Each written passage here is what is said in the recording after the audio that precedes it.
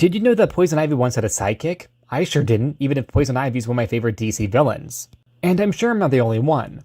Honeysuckle, her name, has only ever appeared 5 times, which are spread out in the most confusing of places, and we're about to talk about them.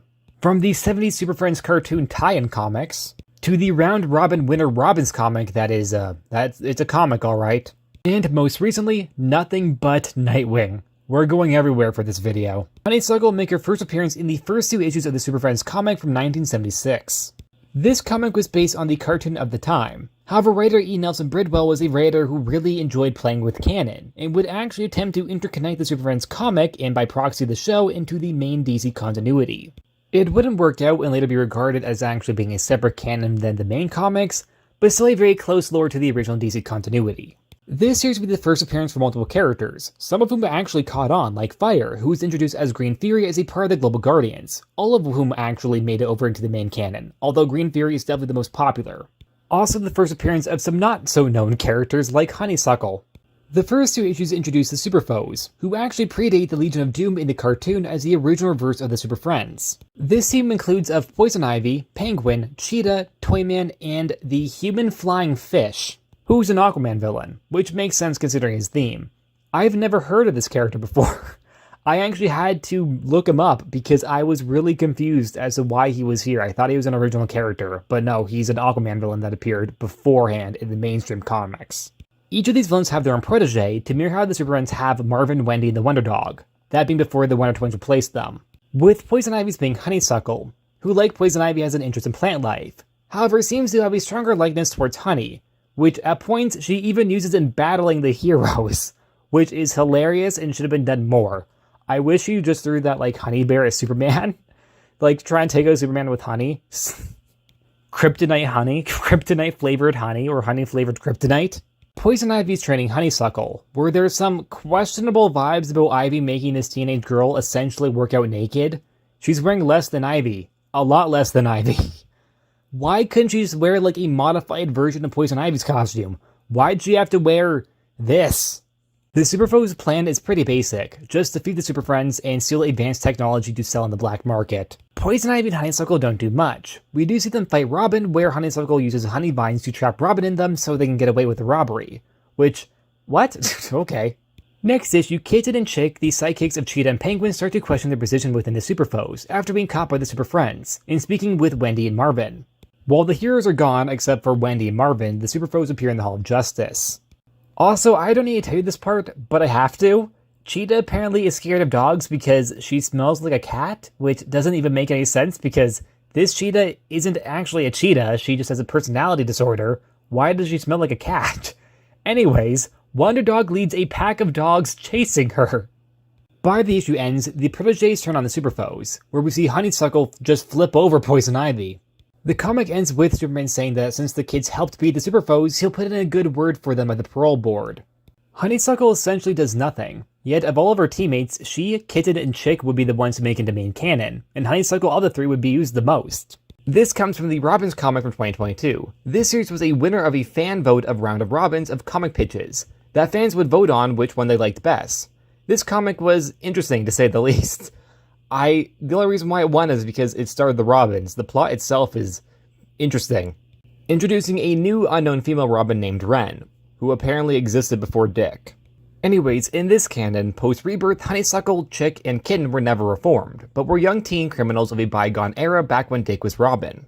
Kitten is also now changed to being a protege of Catwoman instead of Cheetah, which makes sense because this is a Robin's book. But why is she still dressed like a cheetah? Does she just like it? Honeysuckle was still the sidekick of Poison Ivy, and seems to actually maybe be a metahuman this time with a connection to the green.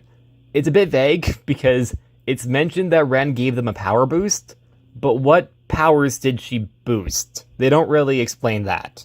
Honeysuckle, like her friends, were inspired and mentored by their respective villain. However, Honeysuckle would break away from Ivy at some point back as a teenager, with the teens forming a new team called the Junior Supercriminals, only to be then arrested and been in jail since?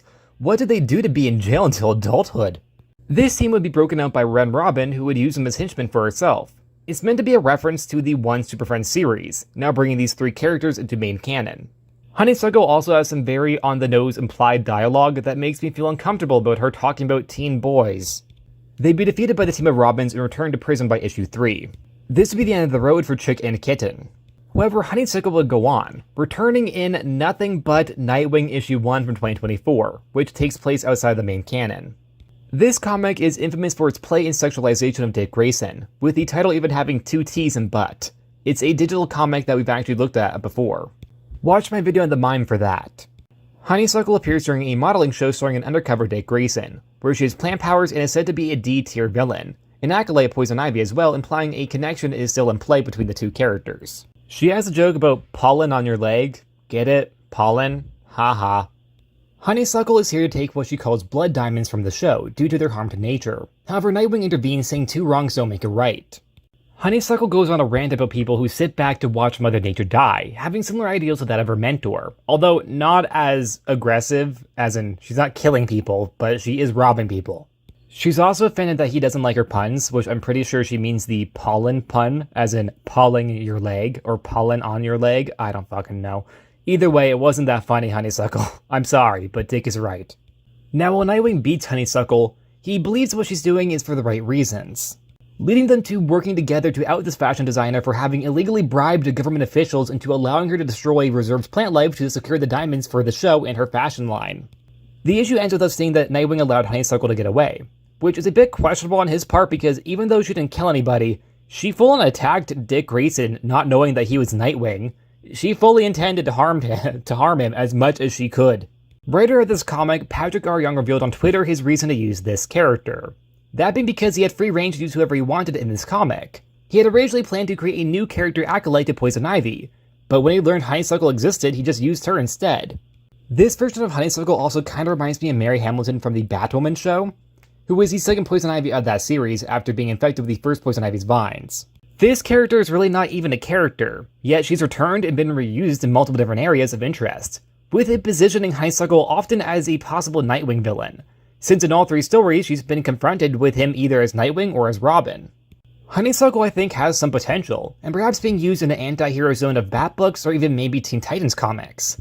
Well, yes, Nothing Butt Nightwing is outside of canon, it presented by far the best of the 3 versions of the character, having a characterization that isn't just hint goon. Nothing Butt Nightwing is currently ongoing. Maybe she'll return. I kind of hope she does, but I guess if she does, I'll probably have to make an update video to this, won't I? I'll have to talk more about Nothing Butt Nightwing. Actually, I might have to either way. And that's it. Like always, please like, subscribe, and I'll see you guys next time. Bye!